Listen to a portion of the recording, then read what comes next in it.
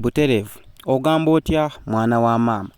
Wabula bukyanga nkola video eno yo nkwegayiridde, nkusaba ogirabe ogimaleyo, nkusaba ogirabe ogisharingireko ne munno, kubanga amawulire agali mu eno video ampuliriza gayamba nze naawe ampuliriza.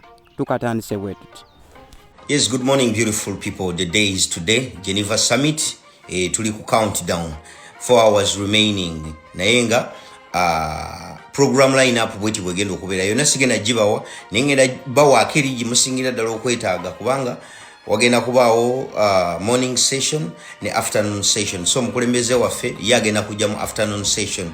Era mu afternoon session esawa zagenda okubeerawo agenda kubeerawo esawa 9 n'eddakiika 4 ezeeri, meaning ezo zijja kuba sawa 11 n'eddakiika 4 eze Uganda. Remember to keep time kubanga agenda kukozesa eddakiika 10. So ku sawa 11 n'eddakiika 4 eze Uganda, kati goba towangalira Uganda balabalamu obale omanye nti ku sawa 11 n'eddakiika 4 eze Uganda ze sawa mmeka okusinzirawo wokola ki wowangalira bwewe. Website yeyo eri genevasummit.org.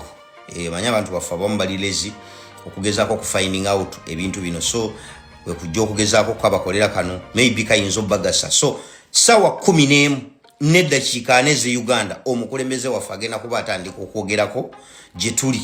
So remember to keep time. Kati awo mugenda okutegeerera nti His Excellency Robert Kyagulanyi Ssentamu ya setting a pace eri ba rival opposition politicians nti essaawa eno wabadde taliiwo in his absence webandibadde beeyambisiza akakisaako to emerge, but even in his absence you have failed to emerge. Bwe tuba mu mupiira omusambi omu bw'afuna injury azenga substitute awo olina okukubira eddiba okakasa nti oli ennamba gy'alimu naawe ogikuba, but even in his absence yomugamba nti simanyi yeekwese. You have failed to use this time to emerge. Kati abantu muba mubagamba ki? Muba mukyatugamba ki? Olwo mulinzi ate kati amala okwogera zino eddakiika 10 zagenda okukozesa olwo mutambulira okwo eweeks ezisigalidde mwe temulinayo activities. Temulinayo activities. So bannange byebyo kansubire ntegerekese bulungi. Sawa zijja kuba 9 omukulembeze waffe wagenda okwogerera. Sessions zigenda kubeera nyingi, ba speakers bagenda kuba bangi, naye time y'omukulembeze waffe zigenda kuba esawa 9 n'eddakiika 4 ezeeri. Then is esawa 11 n'eddakiika 4 eze Uganda. Balabalamu okusinzira wowangalira sawa 11 n'eddakiika 4 eze Uganda gwowangalira zijja kuba sawa meka. So don't forget to keep time. Ne website yeyo mugitegere genevasummit.org. amount. Buterevu, kakati woba omaze olaba video eyo gye nkuteereddewo munnayuganda gwandaba gwe ampuliriza, ekyokukola okitegedde. Ekyokukola okitegedde essaawa ya leero. Gw'atannaba kukitegeera ddako emabega katono nnyo a video eyo oddemu ogiwulirize ogirabe okole kyekugamba okukola. Ebisigadde tujja kubiraba madda. Kakati video etandise. Ampuliriza, gw'atamanyi makulu ga summit eno His Excellency Robert Kyagulanyi Ssentamu gy'agendamu, ekituufu kiri nti oba tomanyi bigenda mu maaso mu ggwanga. Gw'atamanyi bunene bwa summit eno oba oliawo singa obadde osobola wandibadde weebuuza ku mwami Museveni ki summit eno, buzibu ki summit eno bwemwolekezzaamu. Kakati tutandise. Ampuliriza, okulaga nti summit eno ebadde eteekeddwa okulaba nga bannayuganda at least bannansi tetufuna access ku media z'abana abasajja aba EU Geneva Summit. Kakati munnayuganda bino byenkugamba, bino byenkuwa bijje kunze nti ebimu ku bintu ebibadde biteekeddwa gavumenti ya mwami Museveni okulaba nga bawugula media, okulaba nga bawugula bannayuganda, ensonga eno bagijjeko amaaso bye bingi, ng'era ku bino bibaddemu oboolyawo n'okutwaliramu obulamu bw'abantu. Nti gwe munnayuganda ebintu by'olabanga eby'olusaago, by'olabanga eby'olusaagirizo, ate ye musajja mukulu bye bimusobosezza okumukuumira mu buyinza emyaka 40. Kakati wuliriza, emabegako wabaddewo okutirimbulwa kw'abajenerali mu magye g'eggwanga aga UPDF wamu ne officials ab'amaanyi. Ebyo byonna ebadde embeera okutuwugula okutujja ku summit eno. wabalukawo omuliro emabega w'ekitebe kya NUP of which kyamanyikwa tigwali kugendereddwamu kukwatiramu n'ekitebe kya NUP. Kyokka kino kyalemesebwa, kino kyagaana.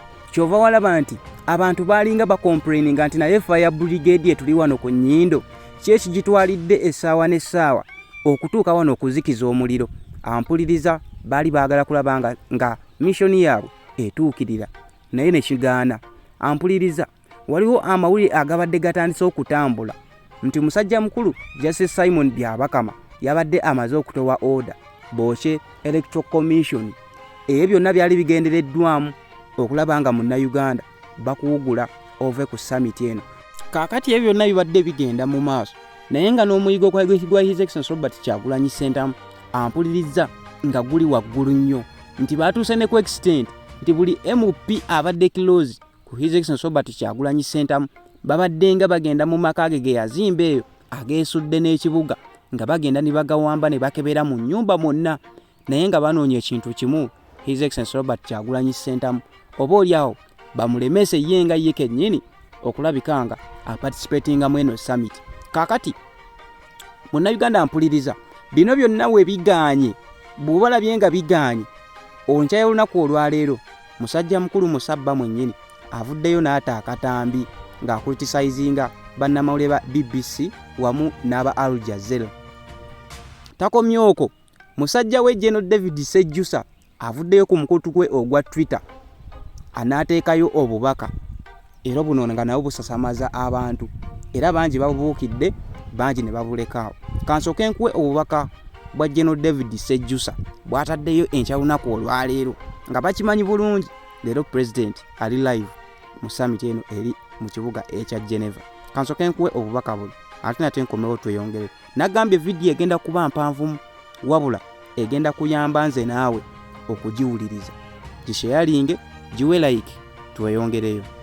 General David Sejjusa alinako okwemulugunya kwakoze ng'agamba nti alinako abasajja basanze nga batambula nga balina n'emmotoka ezitalina nnamba nga bali mu byambalo eby'amagye naye nga tebirinaako kakwate konna ku byambalo by'amagye ga UPDF yadde amannya oba name tags ku byambalo bino.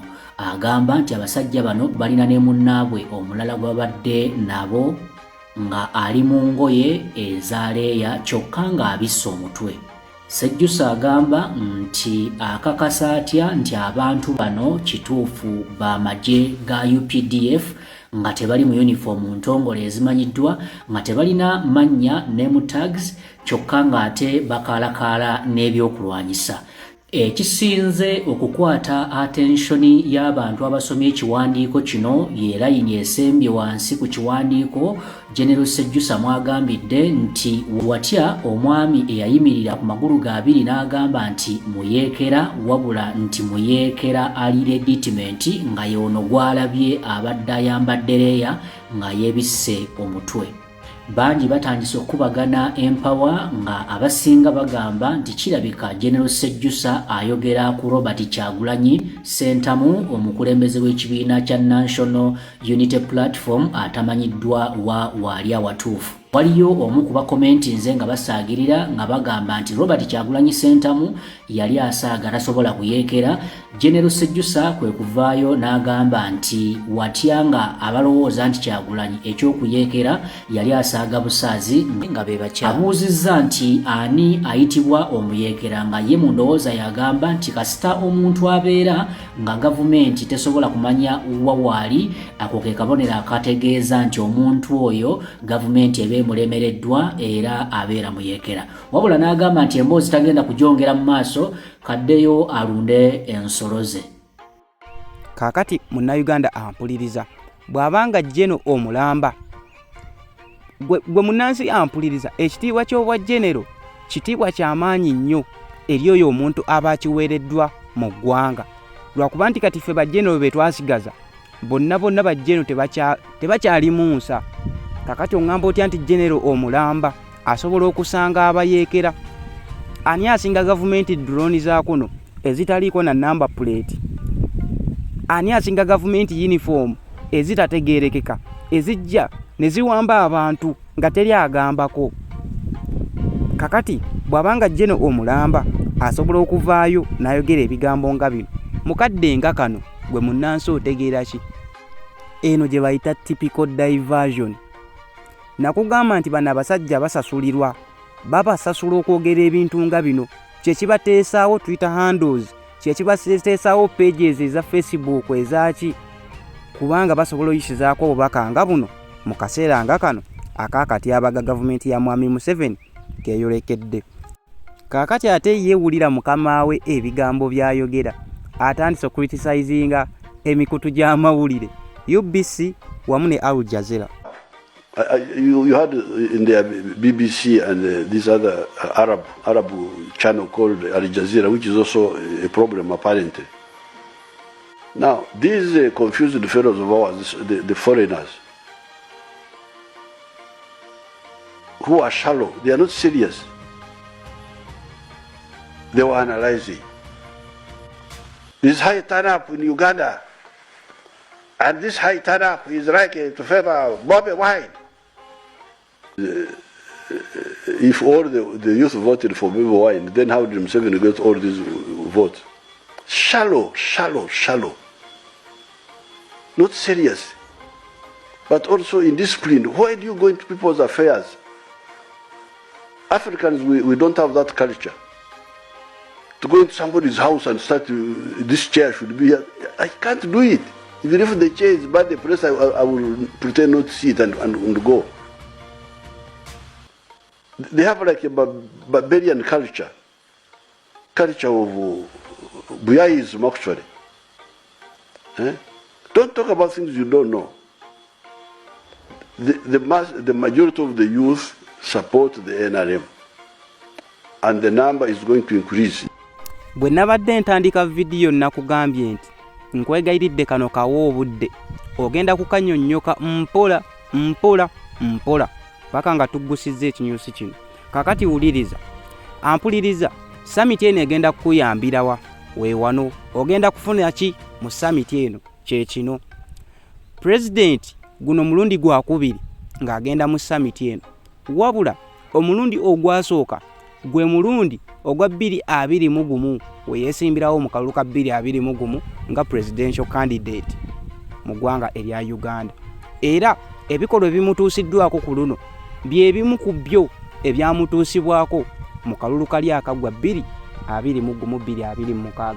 Kakati wuliriza, President we yayitibwa mu summit eno teyasaba mmundu, teyasaba bbomu, nedda. Talina kye yasaba kikolwa kiyinza kuleeta kuyuwa musaayi eri bannansi ab'eggwanga erya Uganda. Wabula omukyalo ono eyali akulembeddemu summit y'ebiseera ebyo bwe yamubuuza, kakati oyagala tukuwe ki? Oyagala tukuyambe ki nga ffe European Union? Ampuliriza, President yasaba ekya.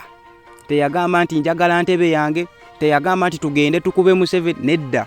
Yagamba we need your attention. Yasaba attention, yasaba amaaso gaabwe, yabagamba mututeekeko amaaso abiri. Kimala bumazi. Kakati nkugamba kino Munnayuganda, bino byenjogera si bya samwa. Mbiyinako era mbyogera with facts, era akatambi ngenda kakuteerawo naawe okeerabireko. Munnayuganda wuliriza, kakati omukulu we yasaba nti nsaba attention yammwe, yasaba pressure. Era essaawa ya leero pressure Mwami Museveni gy'aliko, gwe Munnayuganda gwandaba atosobola kugiteebereza nti bino ebikolwa byakola naye tayagala bibakola, wabula kyekyokka kyasobola okukola okukutiisa gwe munnansi oleme kusituka kulaga butali bumwenkanya mu ggwanga erya Uganda. Kakati pressure muteereddwako olwaleero emala bumazi munnansi okufuna enkyukakyuka. Nze nkugambye, I speak with fact. Kansoke nkuwe summit eri eyaggwa olabe biki ebya discussingibwako, era olabe okkirize nti byenkugamba si samwa nedda mwana wa maama. Nkugamba amazima agaaliwo, era njagala oyingire summit eno ng'omanyi ki ekigenda okuvaayo. Guys, I come from Uganda. Yeah, Uganda is a beautiful East African country of 45 million people. with the youngest population in the world. Unfortunately, Uganda is under the rule of General Yoweri Museveni, a military dictator who's been ruling our country for 37 years. And today, he is in advanced stages of installing his son, also a military general, as his heir. And guess what? I am the guy trying to stop that together with my friends.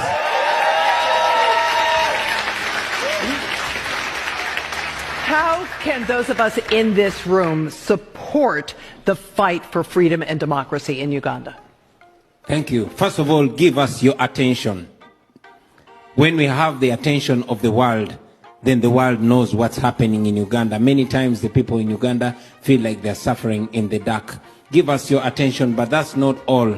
We know that you can help us by calling upon your government through your elected leaders to stop funding the dictatorship in Uganda, and also to stop being seen, not to condemn it. You have laws, for example, the Global Magnitsky, that can be evoked against the dictatorship, and also targeted sanctions.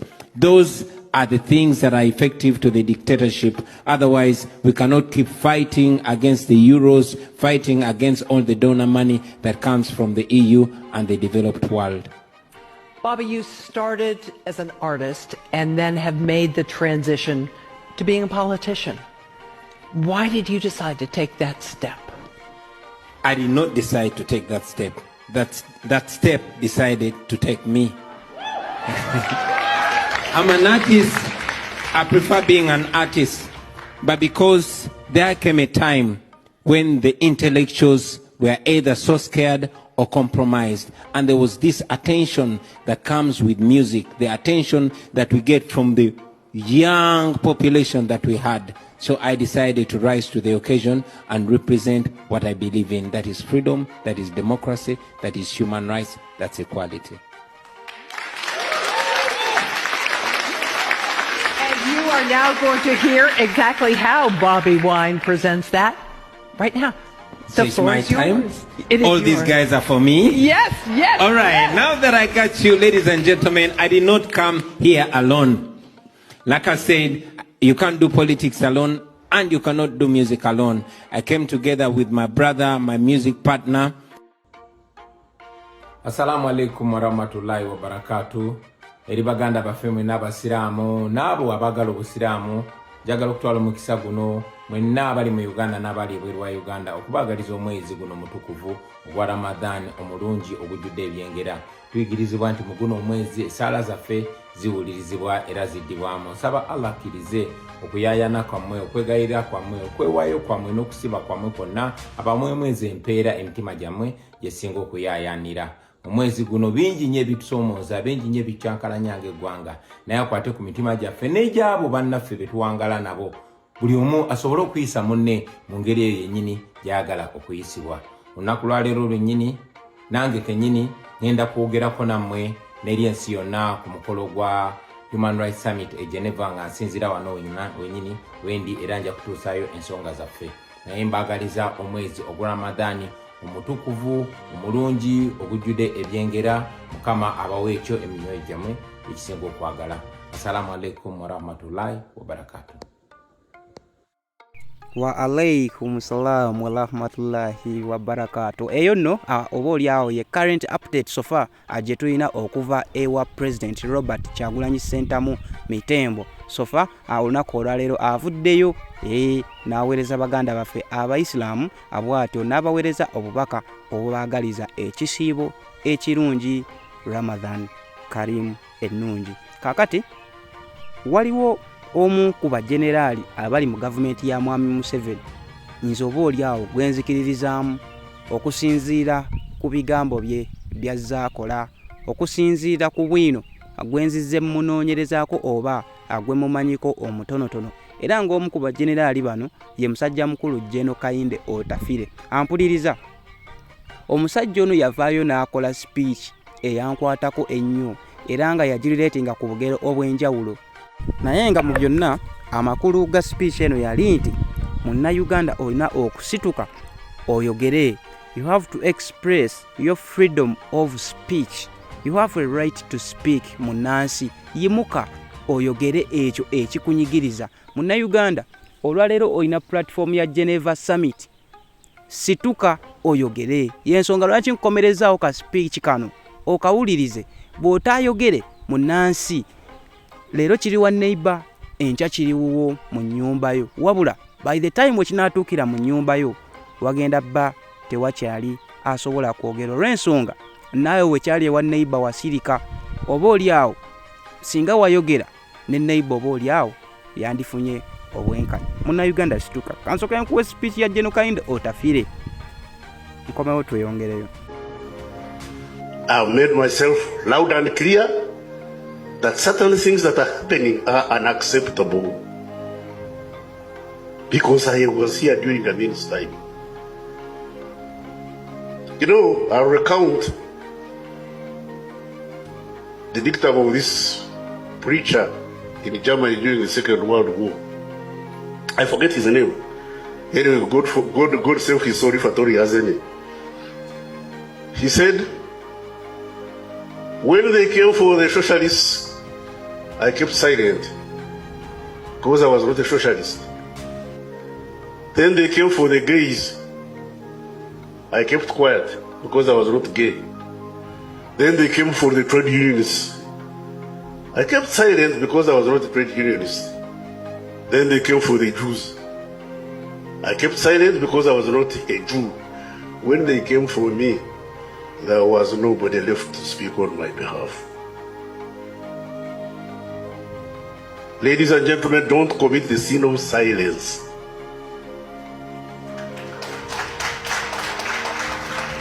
And those of us who are in authority must learn to hear. In Kiswahili they say, asiolewa na wazazi afundishwa na dunia. If you don't learn from your parents, you'll be taught by the world. Those of us in authority, if we don't know how to exercise authority judiciously and with caution and compassion, we shall be taught by the society we are leading. We lead. Well, some people want to rule. Me, I don't ascribe to that. We lead with the consent of the governed. Sometimes the governed are wrong. When the governed are wrong, it's the duty of the leaders to patiently explain to the governed where they have gone wrong. But more often than not, the governed are right. Those who are governed, when you see them crying, when you see them jumping up and down, don't suppress them. Keep them in order, but feel their pain. Watirako uwango olina omulamu omunene ogw'okusinza Allah abantu gwe balina okubeerako gw'obazze mu ebyo.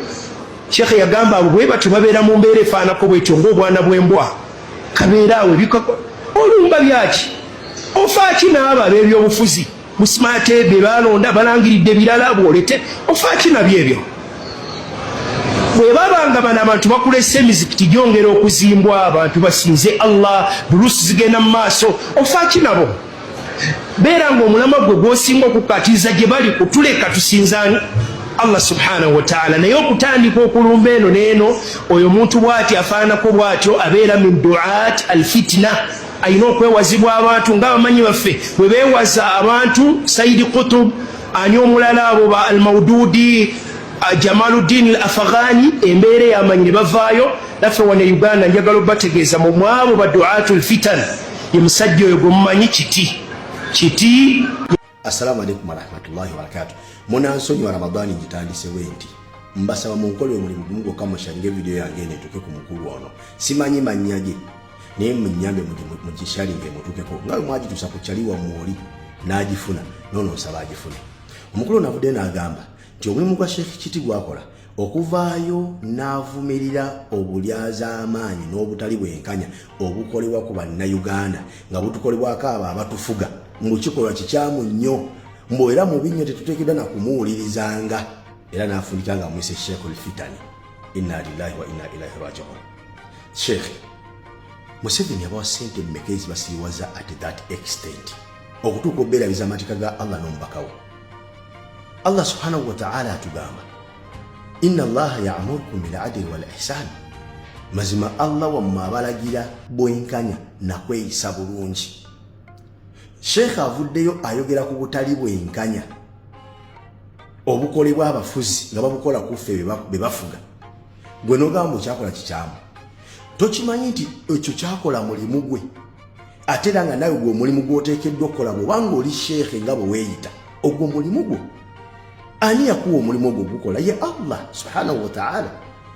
Kubanga yavayo n'atugamba nti kuntum khayra umma, basiramu muli ekibiina ekirungi, ukhrijat linnasi, ekyagibwayo eri abantu.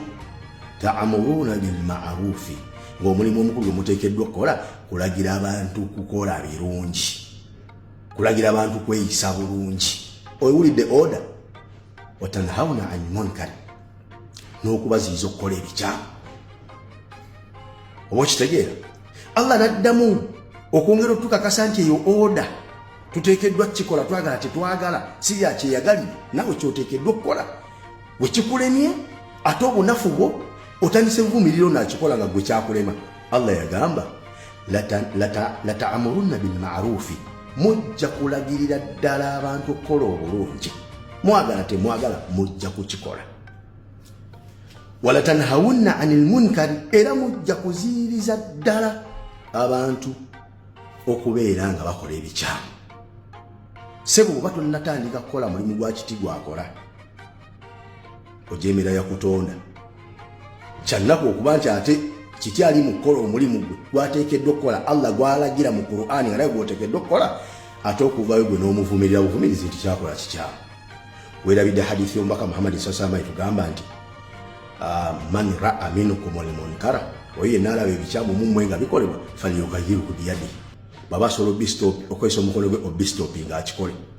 Bw'abanga munafu asobola kukozesa mukono gwe, kale abyogereko. Bw'ebanga eddoboozi lisobola okuyambako okustopinga ebikyamu ebikolebwa, kiti kyakola. N'agamba atalina amaanyi mukono nga n'eddoboozi teriwulirwa, kale abitamwe. Ogwa mu kiti kissewo. Ku bikolobero ebikolebwa ku bannayuganda bawambibwa, bashekhe bakuba amasasi ne battibwa, abasiraamu abajjudde mu makomera 70% abali mu makomera abasiraamu nga tebalina misango. Bwe ebikolobero ebyo ebikolebwa ku bintu ebisatu mbaka byatugamba okolako ki? Okwesa mukono birwanyisa, okwesa ddoboozi okubivumirira, oba obitamu. Gwe tulaba nti oli vice versa ku byo, nti otamwa babyogerako. Totamwa Museveni abikola, nedda. Totamwa bikolobero Museveni byakola, nedda. Otamwa kiti ayogera ku bikolobero ebikolebwa. Otegeera bulungi? Subhana malikul quddus. Omukulu agambye mbwa bwe baba nga batulese nituzimba emizikiti tubaagaza ki? Ebyo bya simanyi balonda obululu, simanyi ne balangirira omulala, tebikukwatako. Tebikukwatako. Ng'oli muna Uganda, nga bikolebwa mu Uganda, kuba na Uganda, n'ogamba nti tebikukwatako. Nze mba kyakubalamu amagezi gwe. Ng'oli muna Uganda, ng'ebikolobero bikolebwa kuba na Uganda, mu nsi yo Uganda, n'ogamba mbu tebikukwatako. La hawla wala quwwata illa billah. Mwali ya sente mmekeze zibabonyabonya, ezibafudde ebitagasa. Mwali ya sente mmeka seeka? Mwali ya sente mmeka? Gwe weerabidde nti hadithi y'omubaka Muhammad sallallahu alaihi wasallam etugamba abantu ab'emiteeko omusanvu abagenda okuyimirira mu kisiikirizi kya arushi ya Allah olunaku lwataleberawo kisiikirize kyonna okugjako ekisiikirize kya arushi ye. Mu bantu b'emiteeko omusanvu tomanyi nti mulimu omuddu yenna eyayimirira n'ayogera amazima mu maaso g'omukulembeze omulyaza amaanyi. Tukimanyi ekyo nti musajja nga kityo okuyimirira mu maaso g'omukulembeze omutemu gwe mukakasa obulungi nti mutemu, nga n'ekiboogezi ebyo byonna byonna mwagala atte kiti kyemwagala, mulinga abajjukiza nti owaaye ono ye lwaki tomutta naye n'avaawo, olwa fitina zammwe ze mulina n'empalana zammwe ez'ekisiru, mwagala batte kiti. Kati oyo gwe mukakasa obulungi omutemu gwe mwagala atte kiti, kiti n'aba nga asobola okuyimirira mu maaso ge n'amugamba nti kino kikyamu. Sebo eyo daraja, eyo ddala erisuula kiti mu miteeko omusanvu egy'abo abagenda okwira mu kisiikirize kya arushi ya Allah, kubanga ayimiridde n'agamba omukulembeze omukyamu nga Museveni n'amugamba amazima ku bikyamu byakola. Seeka busiramu nga mubwerabidde nnyo. mukasaba tuleka ntuzimbe emizikiti kituyamba kyo okuzimba emizikiti nga baseeka bali badde batusomeseza mu mizikiti babakuya amasasi babatta babamalawo bakiva bakubidde ku mpingu babudukali mu sentamu babasse ba Mustafa Bahiga ba Hasani Kibya ba Muhammad Kigundu bakubiddwa amasasi batiddwa nga tetumanyanga ani yabatta tetufunanga ripoti ku baseeka bonna abatiddwa mwabivaako dda emizikiti gigenda tuyamba kinga abasiraamu abaali gisaliddemu bali mu makomera bwe bakutuma abasiraamu abangi nga si muzikiti obasanga mu makomera tutunule emizikiti gye tuzimba nga abaali gisaliddemu babamalidde mu makomera tusirike busirisi tesobola siriwa atuuka kweyo levo nammwe gye muliko sindikize mwali zibasiriwazza bwe zityo seeka navayo naga nti bannange mumwasawo constitution mu constitution muteekamu amateeka ge mugenda okutufugirako ne mugaa nti luvannyuma lwa myaka bwegiti wajja kubangawo okulonda bannansi beesalirewo ani agenda okubakulembera ne mutegeka okulonda ate bwe mumala ne mugenda muteega abagenda okulonda ne mubakwate ne mubateeka mu makomera ne mubasima nga mwe mwategese okulonda ne mugenda muteega abagenzi okulonda ne mubakuba amasasi ne mubatta nga tebalina kye bakoze just bagenze kulonda gwe baagala ne muwamba abagenzi okulonda gwe baagala nga constitution yammwe gye mwateekawo bwegamba ne mubawamba ne mubabuzawo ne bataddamu okulabikako nga ba Muhammad Kanatta nga ba John Bosco Kibalama mukiki seeka mubadde ki ebyo tusirike tumebyogerako mwe mugamba nti abafuzi bajja kukola nga bakwata Qur'ani mwe baba balayiri otukulembera wabula nga ate tetukkizibwa kukozesa Qur'ani eno kuba wabula ku nsobi ze bakola muba bayitenga bwisi nti Muhammad afudde mujje mu muziike olwo mubeere nga mulina obuvunaanyizibwa obumuziika naye nga temulina obuvunaanyizibwa obumugambako ku nsobi ze mulwako ate bayibuli agirayiriremu okulembera abantu ate nga tokkiriza muntu kukozesa bayibuli kumusomera bayibuli kumung'amya mu nsobi z'akola balinde lwalifa nti mujje musabire Pawulo yafudde kugamba obuvunaanyizibwa bwamwe buli ku mirambo abalamu temubalinaako obuvunaanyizibwa mukulembera mirambo seeka mubadde ki